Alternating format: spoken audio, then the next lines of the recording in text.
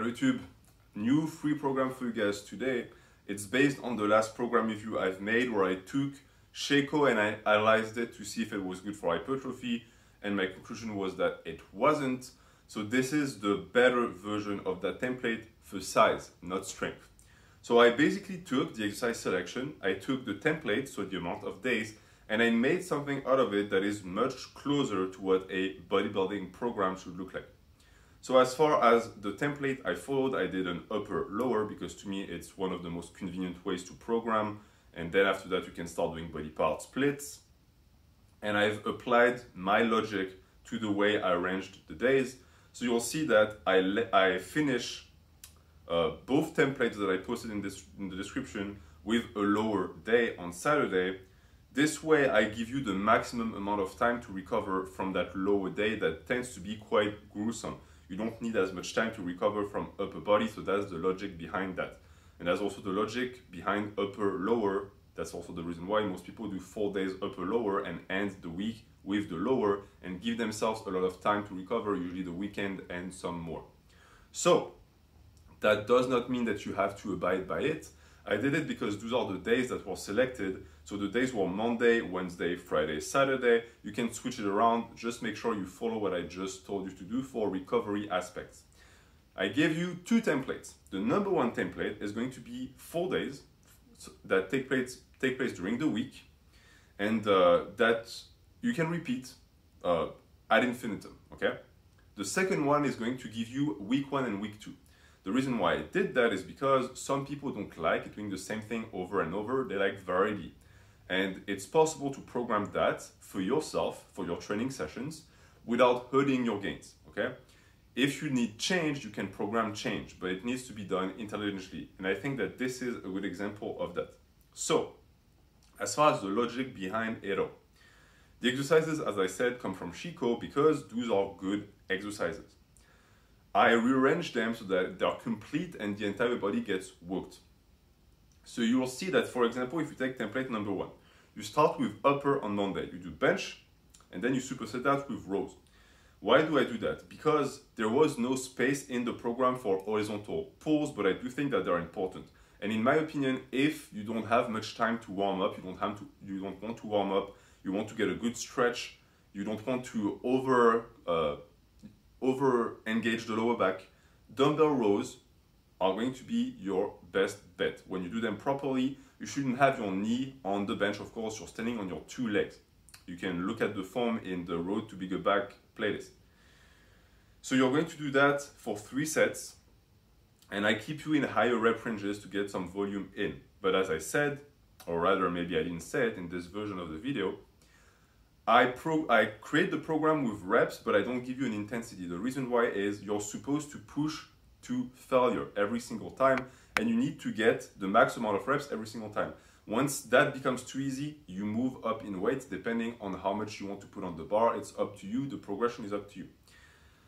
As far as that goes, I do that, but it doesn't mean that you should automatically follow it. If there are certain lifts you've never practiced, or if you've never practiced certain rep ranges in the program, I advise you to first start with easy weight. So you'll keep the same rep range, but you'll do stuff that won't push you to failure. That way you give yourself some adaptation time to get used to the lift and you don't get injured stupidly. But once that it's over, you push to failure every single time. That's your intensity gauge. That's how you're going to do it. Because the program is engineered to be safe and effective that way. Which is why most of the time, and I say most of the time, all of the time, I'm not going to give you intensity percentages because you should always push the intensity within rep ranges to the max that they can do. You don't need to cycle the intensity super low or super high for bodybuilding. It's not necessary, in my opinion. So as I said, the Monday upper, you'll follow up with an overhead press. You do some chin-ups. The chin-ups, if you do them body weight, you do just as many as you can. If you do them weighted, 6 to 10 reps. If you want to progress and the AMRAP doesn't work for you, you can do 6 to 10 reps as well. After that, there's a bunch of accessories that you will see for yourself in the description. The lower day is a squat, a good morning, and a snatch grip rack pull, which is going to give you a very good development of the entirety of the lower body and some yoke. you'll see that this is technically then not an upper lower, which is what tends to happen with good programs. It's a body part split, okay, but it's done intelligently enough. And you'll see that there's a lot of supersets because supersets are very important to accumulate tonnage, especially in smaller body parts that don't need as much time to recover from within the program because they're not as demanding in terms of cardiovascular and muscular endurance. So it's important that you do your supersets, do not skip them. They're there for a reason. The other upper day is again a bench, because in my opinion, horizontal presses, especially for the type of people who will follow this program who shouldn't really be novices, this is going to be tough to follow for a novice. You really need to give yourself a lot of volume for the horizontal press if you want to progress. After that, you do a close grip bench, so a bench variation. You do skull crushers, overhead press again in a different intensity window because the rep range changes. And then you do the lateral raise, superset curls, etc. So you'll see that all of the small muscle groups tend to be supersetted, and you'll notice that it doesn't impede performance. And the last lower is 3 sets of heavy deads. You can, if you want, take that down to 1 set. That's possible, it's not an issue at all. If you can handle 3 sets, do 3 sets. Then you do pin squats, be careful with the pin squats. I included them because they're part of the sheiko program. You need to practice them, you need to be tight at the bottom, and you start the pin squat when you reverse the negative of the squat. So you need to be exactly where parallel would be for you, okay? Make sure you do that. And before you get the bar up, you need to be tight. It's super important. Then you do block pulls, and you do snatch grip hyperextension. So you see that that last day is going to be tough, you're going to be beat up. You shouldn't be feeling pain in your lower back, but you're going to feel beat up. That's the point, because you get a ton of time to recover from it. So that's template number 1. It's a very good program, you can follow it.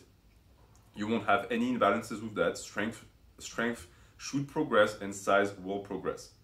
Template number 2 is pretty much the same sauce, but there are variations. So in terms of week 1, I didn't touch anything on week 1. It's the same thing because it's the first cycle of the program. But then week 2 has you do incline bench, for example. You also do some deficit deadlifts. I reduce the amount of sets for the squats. That being said, again, if you can handle the 3 sets of deflections followed by the deficit deadlifts, do it. I'm just looking for the health of the lower back of some of the people who might not be able to. And after that, for the upper day, I switch the bench for dips, so you get a variation in there. Still some dumbbell bench press to get a flat back horizontal press in, just to practice the bench, but it's going to be easy on the shoulders for most people. And for the last day, you will also notice that I took the hyperextensions off, and the reasons for that is that snatch grip deads plus post squats are going to kill your hamstrings. So you don't need the hyperextensions, but you still need to do the superset for the calves and the neck. So I slap them after the block pulls, which also, if you think about it, is going to make the block pulls easier. Why? You get more time to recover in between the sets. So that's going to be that. The program is in the description. It's self-explanatory. If you have any questions, you let me know. That's going to be that for the day. I'm going to be publishing more programs. When I get a good idea, when I'm inspired, when someone asks a question and I think, hey, that could actually help the channel, I will actually make a program and publish it. Some people have started asking me because there's been an influx in subs recently because of one of the videos. If I make programs, if I will accept people paying me for programs, the answer is no. I make programs for free. That being said, I won't just make you a program. I will if it sounds interesting, but for the most part, I want you to know how to program for yourself, and that playlist exists for that reason. That being said, I will continue the program reviews, so send them my way, but realize that there's a waiting list. Thank you for watching. Have a good day.